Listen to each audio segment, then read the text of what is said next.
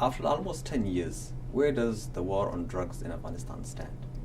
Ibrahim, a very good question, and in fact it allows me to offer some basic statistics that at least partially address the question as to what we have accomplished over the last 10 years. I could talk, for example, about more than 700 tons of opiates that have been seized in the course of 3 years. I could talk of eradication of opium poppy throughout Afghanistan, which has increased by 165% over the last 2 years.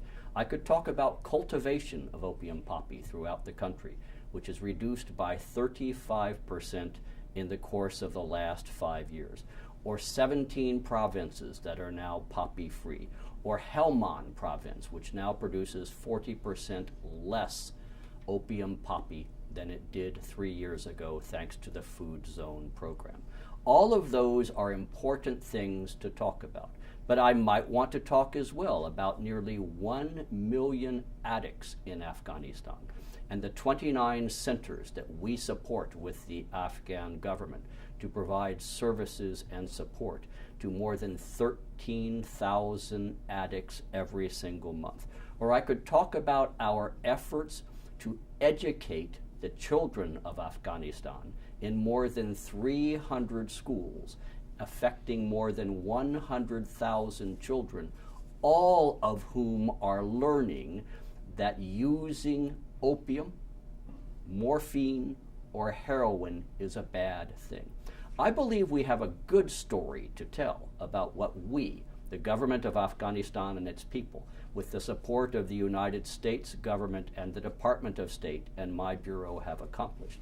And that is even without talking about the non-drug related things that we have cooperated in doing. More than 14,000 investigators and prosecutors and defense attorneys and judges who have received training in all 34 provinces. More than 7,000 corrections officials and prison guards who have been trained over the last 5 years. Women's shelters that provide service and support to more than 1,000 women and children every single day. 18 law professors who have received advanced degrees in the United States and now teach thousands and thousands of students. 1,200 defense attorneys when 10 years ago there were none. Have we solved the problem of illicit drugs in Afghanistan, Central Asia, or the United States of America? No, of course we have not, but I suggest we have made real and significant progress. In spite of all these work that the United States has done in Afghanistan, people still see a strong link between insurgency, drugs, corruption, instability in Afghanistan. So in your view, what is a prerequisite to winning this war? So at what front should you win the war before you tackle the other issues? The people are right when they see these links. They are linked. They are connected.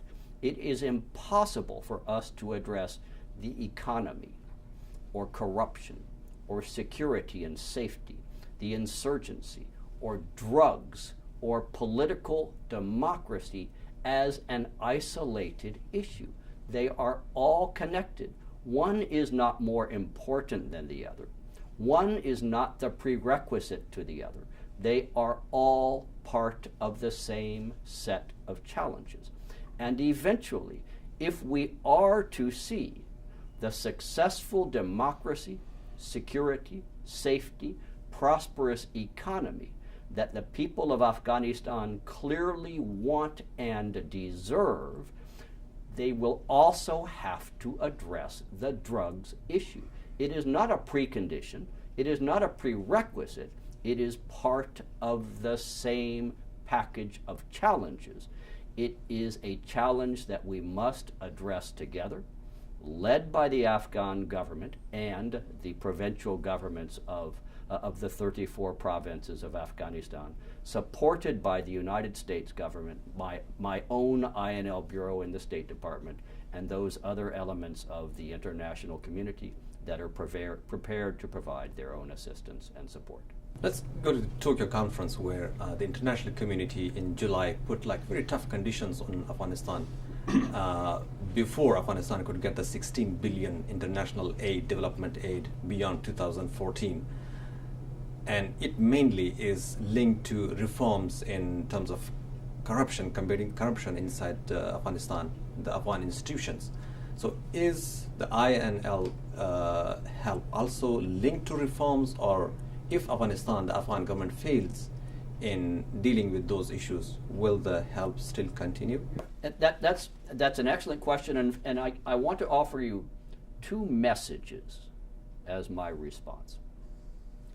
My first message is that all of the participants in the Tokyo conference, the government of Afghanistan, the individual governments, the United States and other governments, the international organizations of the United Nations and others, made a collective commitment, and we agreed we would provide roughly $16 billion worth of assistance and support for the next 4 years, just as the government of Afghanistan committed to a series of reforms leading to greater transparency and more effective and efficient use of the assistance as part of the same process.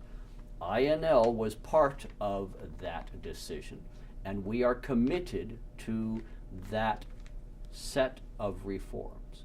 But my second point is we are in this for the long haul. We are not planning to withdraw, draw down, or terminate our programs in 2014. We are focused on the issues of drugs, justice sector reform, and corrections. These are problems that affect not just Afghanistan, not just the United States of America, but all of the countries of the world. We will be there after 2014 with aggressive, energetic, and appropriate programs. We look forward to continuing to work with the government of Afghanistan in its efforts to reform and make more efficient the programs that they are managing. When the NATO troops withdraw after 2014, so what will happen to the help with Afghanistan in terms of dealing with drugs? That was my fundamental message, is that 2014 is an important date, but it does not mean the end of what INL is doing and is prepared to do to work with and support the national government and the provincial governments of Afghanistan. We will have to make some adjustments, Ibrahim. You can imagine this as well as I can. Some equipment will no longer be available to us. Security may be changed in some way, shape, or form. We may have to move from certain areas of concentration to other areas of concentration. But one thing will stay the same. It will be the government of Afghanistan that determines where we will work and concentrate our efforts, what will be the programs that we will support, and what communities will work with us on our drug, justice sector, and corrections programs. We will make adjustments. One of the lessons that I have learned in my 60 years is that there has never been a plan or a strategy that is so perfect that it requires no change, no adjustment as it develops. We will learn lessons every day. We will respond to what the narcotics traffickers and the insurgents who earn hundreds of millions of dollars every year from narcotics trafficking. What they do will determine to a very considerable extent where we will focus our efforts. But I offer you one closing thought. We did not get into this drug problem, we, the entire world, from one night to the next morning. We spent years, decades getting into this problem.